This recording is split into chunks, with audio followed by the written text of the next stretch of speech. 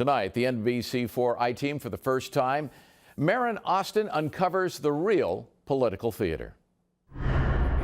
The bottom line is, in the small town of Camarillo, I think the city needs a shakeup. citizens aren't shy about expressing their opinions. But one chilly Wednesday night in December, Prince Jordan Tyson? city officials say this man stood out. This case is clearly common sense. Because for 3 minutes, he told the city council what he later admits was a lie. I'm just a concerned citizen coming up here and speaking to you. But he's not. He's a self-described struggling actor from Beverly Hills who goes by the name of Prince Jordan Tyson. And he now believes he was involved in a secretive new industry where actors are hired to try and sway public officials. In this case, a construction project in Camarillo. He asked us to be boisterous. Now, if you give the grant, guess who's responsible? Some of those lines, he says, were scripted by this guy. Recent UCLA graduate Adam Swart and his business Crowds on Demand, which will stage rallies and demonstrations for almost any candidate or cause. How many city council meetings have you done? Lots.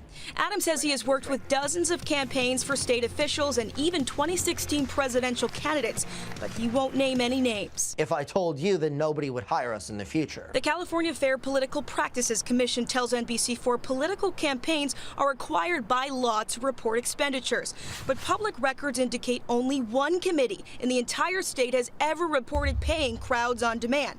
That committee is 6 Californias. How about this idea? The campaign to split California into 6 different states. Organizers are on record for paying Swart's company $51,000 over 2 years for signature gatherers. State officials tell NBC4 some campaigns and politicians who hire Crowds on Demand and fail to report campaign expenditures could be breaking the law.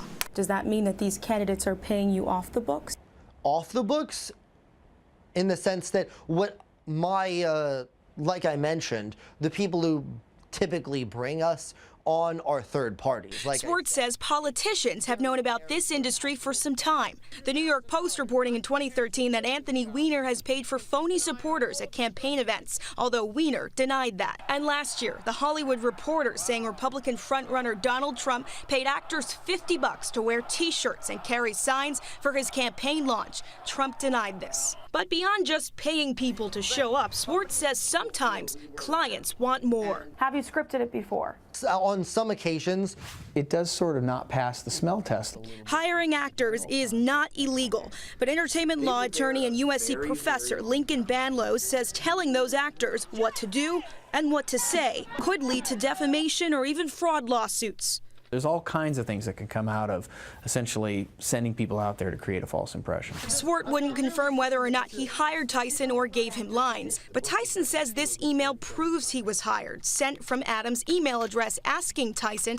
and apparently others to attend a city council hearing and sway public officials by applauding boisterously. There were a lot of people from out of the area, you could tell. Camarillo Mayor Mike Morgan says the meeting got rowdy, and at some point he felt intimidated, so he started asking questions. Are you a resident of this area around there? I stay up here, yes. 40 minutes later, Tyson came back to the podium. Prince is back, man. For one of the strangest moments the city council has ever seen. I don't agree with the reason I'm here, and I was paid to be here. How much were you paid? $100. How much? $100. Tyson says he'll never do it again. When you try to manipulate a judicial system and a mayor and a city council, that's extremely shady. Swart, who says there's never any lying involved, doesn't see a problem. Isn't this ethically wrong? there's a lot at stake. We're merely part of the democratic process, if you'd ask me. We were not able to identify who hired Crowds on Demand, but we did learn that they have some 20,000 actors all across the country, and most are required to sign a non-disclosure agreement.